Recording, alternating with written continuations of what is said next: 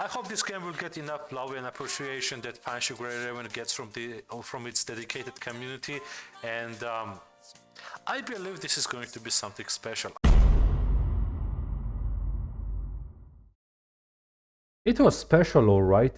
So, it's been around a week since Wuthering Waves has dropped, and let's just say the launch was less than ideal. I think anybody who has at least one foot inside the space, or at least watches some of the content creators that do gacha games, at least knows some of the bit, if not the whole fiasco and situation from the day the game dropped till now. The initial reception, the problems with the game, and all the drama with Genshin Impact players and all that. I'm not gonna go over all of it. I think I want to make this video mainly about how I feel about the game, as well as give you guys my own thoughts about the game and my impressions after finishing the story and pretty much approaching the end game. So I want to separate this video in some of the segments, dissect the game bit by bit and give my initial thoughts about each and every segment of the game, such as world, characters and so on. I think by the end of it I'm gonna give my 2 cents about the reactions from the players, whole Genshin drama, as well as my thoughts about the future of this game and where it's going to go. So last couple of 4 days I've been playing and grading this game non-stop. I finished the storyline. I finished act 1, 2, 3, 4, 5, 6. I leveled up some of my characters, got some of the weapons.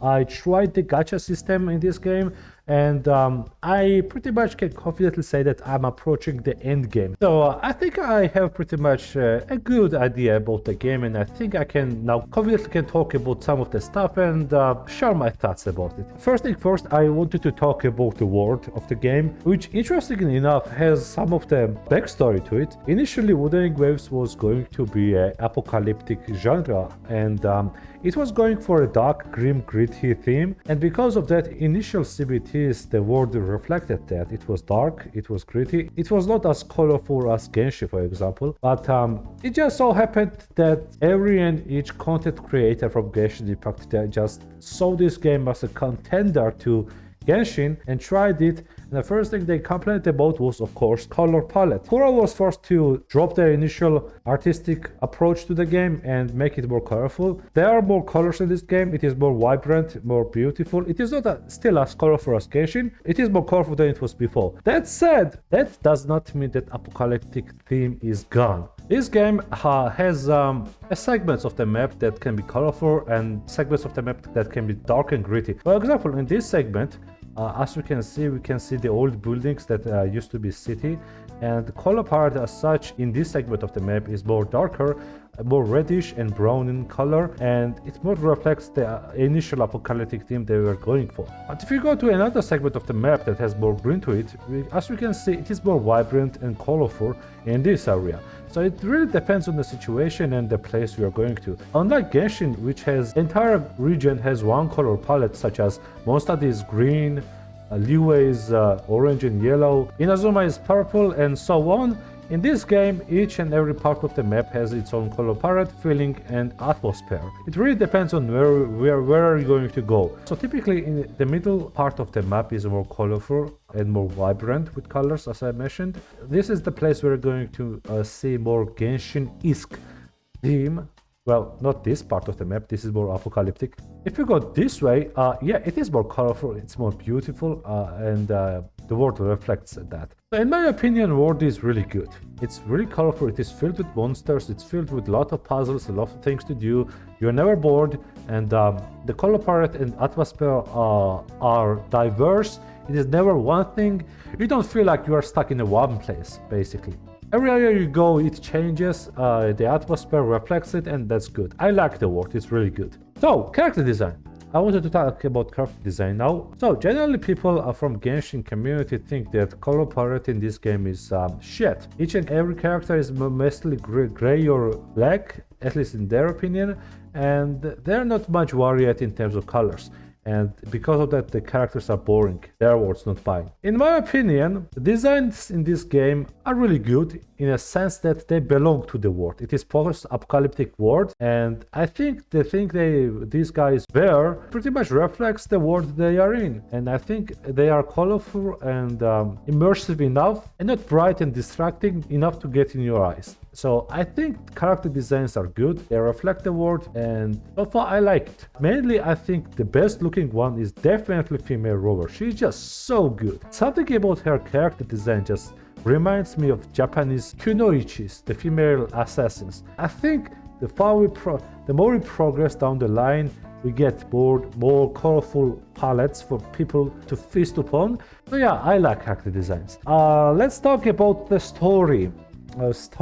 I think everybody and their mother knows that story is not that great in this game. Everybody has bitched about it on Twitter, everybody has complained about it, everybody has made comparison with Genshin about it. I'm not gonna go into that, I'm not gonna talk about other people's opinion, I'm gonna give you guys my opinion. So, my main problem with the story, I think the main problem of this game is localization. And story comes next after that. Localization is bad in that aspect that it's not really well translated. Some of the words, some of the names straight up does not make sense. I never heard things such as Tencent Discords before. The only Discord that I knew before this was the one where I was usually getting muted and banned and getting messaged by moderators that thought I was a little girl. So yeah, localization is a problem in this game, and some of the names are straight up something alright. I think also the main problem of this game is that in the first initial 20 minutes, it's going to dump so much lore of the game to a newcomer that nothing literally makes sense. Only after playing for 2 days, you're going to understand some of the things that these characters are talking about. Most of the time, you will just be sitting there in a corner, listening to characters making some sort of remarks, arguments, discussions, and you have no idea what they are talking about. You do not know this place, the names they are dropping, the lore, the significance behind their words, because you just started the fucking game. Act 1, 2, and 3 in particular are very weak because of that. It's pretty much waste of time. It's not interesting. It's booty chicks. Only in Act 4 the story picks up, and by this time you heard so many terms and words dropped around in discussion that I think by this point you have pretty much little idea what is going on, and when you pay attention you pick up what is going on in Act 4. After that it's going to pick up a little. Act 5 is really interesting. It shows you some lore about the important characters and some important events that took place in the past of the game and is taking place in the current timeline. And Act 6 is the best freaking part of the game. Let me just say that. It's action packed, it's a fun from start to finish, and the end game boss fight is fucking amazing, guys. It's really good. I think as far as 1.0 goes, Act 4, 5 and 6 beat Genshin Impact out of water in all of the other gacha games. I think the initial start of the story is really weak, but 4, 5 and 6, if you pay attention to the story till then, make up for it, and it actually gets pretty hyped at the end. Let me just say that without any spoilers. So yeah, I think initial start of the story is really weak. It's lore drop after lore drop with really uninteresting names and stupid names actually that distract you, and you will feel like out of place most of the time. But by the Act 5 and 6, it gets really good. So yeah, try to keep attention to the story till then. Now kit and gameplay. I think as far as gameplay goes, as far as kit complexity goes, this game is one of the best gacha games out there right now. The gameplay is fucking amazing in this game. It's action-packed hack and slash that is a mix between Genshin Impact and Panji Grey Raven. And by that I mean it takes best parts of the two games and creates something unique. For example, here we have some group of the mob. Each and every character in this game has its own intricacies. They have their own abilities that you have to study. You can't just button mash and expect to work. It may work in the beginning, but it won't work by the end of the game. Each and every character has unique kits and inner workings, and you have to study these to make the most out of these characters. In that regard, they are really complex, far more complex than Genshin, and I would say some of the characters are more complex than Panshiguro Raven characters as well. You have a traditional rotation, and unlike Genshin, you have intro and outro skills in this game. For example, as you can see on the right side of the screen, female MC and Baiju's character icons are glowing. That means that they are ready to do their intro skill, and if you press 1, the character does intro skill, which is a new mechanic that is different from Genshin and makes the gameplay more interesting. Just like Genshin and Panji Grey Raven, each and every character has their own skill tree that you have to unlock, and constellations on top of that, which give additional buffs and strengths to the character. And yeah, the gameplay, the kids, the segments where you just sit there studying how this or that character works is really amazing. And this game is not Genshin Impact where you just rotate, do elementary reaction, and enemies dead. You actually have to count your attacks here. You have to dodge perfectly. You have to swing your sword when you can swing it without getting hit by the enemy. I think the best way to describe it is, as some of the content creators have already said, it's like Genshin but better, far more complex, and it's really good. This is pretty much one of the best gacha games out there. It has the best combat that I have ever seen. I think in terms of combat, Wuthering Waves will come first and Panshiguri Raven will come second. I think Kuro really outdid themselves in this part of the game, and I think it is not really a surprise. I think everybody expected the combat to be really freaking amazing in this game from the get-go, and I think Kuro really delivered in that part. So I think it's fair to talk about the next part of the discussion, which is exploration. I think besides the combat, the second best thing this game does is exploration, and by that I mean movement. In here, just like Genshin, you can run, you can jump, you can as well glide, just like Genshin. But unlike Genshin, this game has more innovative parkour mechanics. For example, you have double jump, and adding to that, you have a grappling hook, which allows more mobility during the air time, which feels really good. Another amazing part of the game that beats Genshin out of the water is of course climbing, and by that I mean running on the walls. Unlike Genshin, where you have to pretty much slowly but surely climb, which can be really tiresome and annoying, in Wuthering Waves, when you're climbing on the wall, if you press shift, you can just run up, and that's it. I cannot describe with words just how amazing that feels. That you don't have to spend another hour climbing annoying buildings and walls and cliffs to get to a certain part of the map or to get certain item that is put on top of the cliff. It just feels amazing. Adding to that, we also have some of the echoes, which are summonable Pokemons pretty much in this game, that add more to movement. For example, one of the echoes straight up lets you turn into a freaking motorcycle, which you can use to traverse faster on the ground.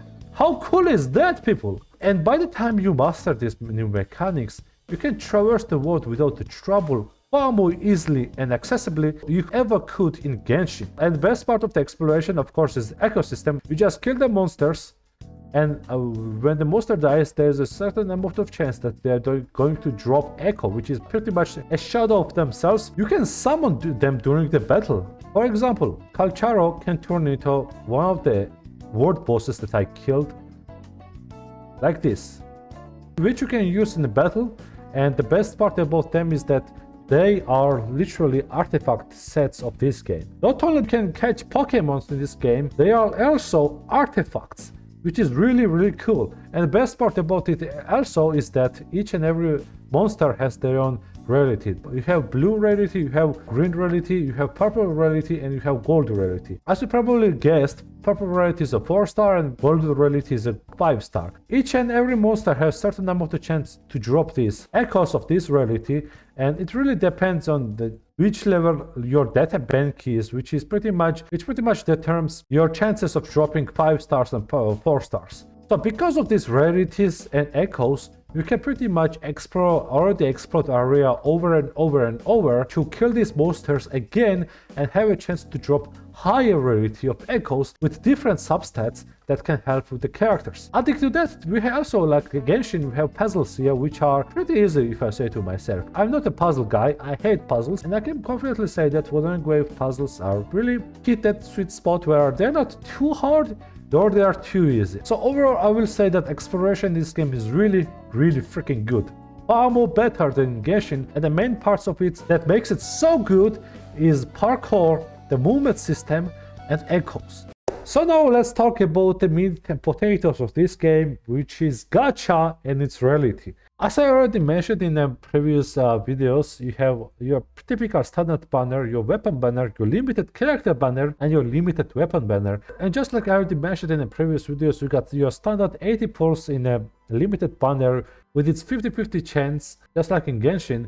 You got your weapon banner with 80 pulse also here, but unlike Genshin, you are guaranteed to get your 5-star weapon when you hit the pity. So this is the biggest change from the Genshin, which I think will make a lot of players think about actually going for the weapon banner instead of just focusing on the character banner, because this time around weapon banners are not a scam. And of course you got your standard banner with standard characters, and weapon banner which is separately from the standard banner, which is not the case in Genshin. And adding to that, you can actually choose which weapon you want to pull for in the standard weapon banner section, and once you hit the pity in this standard banner, you will get the weapon you chose. How cool is that? In terms of the gacha rates, I think it's pretty much same as Genshin Impact 1-1, with change being that in here you have 80 pulls and in Genshin Impact you have 90 pulls. I think in the long run it's going to adapt, and it will impact player pulling rates positively. So yeah, gacha is pretty much best version of Genshin Impact, if I say so myself. Well, let's talk about the technical difficulties that this game had. In my personal opinion, in what I experienced, this game didn't really have much problems for me, aside from initial little stutters when I started the game, which was pretty much fixed in an hour, at least for me when I played the game. After that, really the main problem for me has always been just localization and some of the translations, and that's pretty much it. I really enjoyed my time with the game. I think combat is amazing. Like I said, the ecosystem is really unique and pretty cool, and if they just fix the localization and some of the translation issues, I think we have banger of the game here on our hands that looks really good. Of course, the story sections can be rough in the beginning, but like I already mentioned, by the end it gets really good. And I think pros in this game outweigh cons. And even after this, you finish the story, you have a lot of things to do actually. After finishing the storyline, you can go to some of the challenges that represent the end game. Wuthering Waves has an Abyss-like system from Genshin Impact where you can challenge some of the stages and fight strong bosses, and from that you can get your drops of asteroids, which are like primo gems in this game. And unlike Genshin, this game does not only have Abyss-like stages, it also has a roguelike mode, which works pretty much like a simulation universe from Honkai Star Rail, where you just find some of the characters from in stages before moving on and choosing some of the upgrades along the way to make your character more stronger, before facing against stronger bosses along the way, enjoying some of the rewards from defeating them. And as if Abyss and Simulation Universe like game modes were not enough, we also have hologram bosses in this game, which are mainly tailored for the gamers that like challenge. We have 6 stages of difficulty here, where you can challenge bosses to a really intense and strong boss fights that I can confidently say that will mostly end with your dying. This is pretty much where you're going to test your min-maxed characters, where you're going to test your skills as a player, and yeah, it's going to be pretty intense fight. Let me just tell you that. I already beat the first and second stages, and it has been one of the most intense boss fights that I had in this game so far. And I can already say that stage 3, 4, 5, and 6 are going to get crazier and crazier. So yeah, this is going to be pretty fun. So, my overall thoughts of the game: it has its issues, it has localization issues, it has voice acting issues, mainly from English and global standpoint. Japanese and Korean and Chinese voiceovers, from what I heard, sound pretty good. Despite initial technical difficulties and problems that the game caused from some of the players, I think if Kuro Games fixes these problems, I think on fundamental level, at its core, we have really good game in our hands that will further developed down the line, that will be a really good contender for the other strong titles such as Genshin Impact, Honkai Star Rail, and so on. I know that people have mixed thoughts on Wuthering Waves because of state it was when it launched, but I think Kuro will fix things up, and I think if we show the support to this game down the line, this is going to be one of the really good gacha games available for us to play. Right now, opinions and discussion of this game are pretty much mixed, but I think overall in general people are really positive about the game. And I think, like I already mentioned, if the Kuro Games fixes the problems and that I already mentioned, this game is going to be really good at its core. I really hope that is going to be a case. I hear that a lot of CN has a lot of things to say about this game, but I think at the end of the day, I think they will come around. So yeah, these are my thoughts and impressions on it. I'm sorry it took so long to make this video, guys. It's just university has been a pain in us. Let me know what you guys think about the game in the comment section down below, and thank you guys for watching, and I will see you guys in the next video. Peace.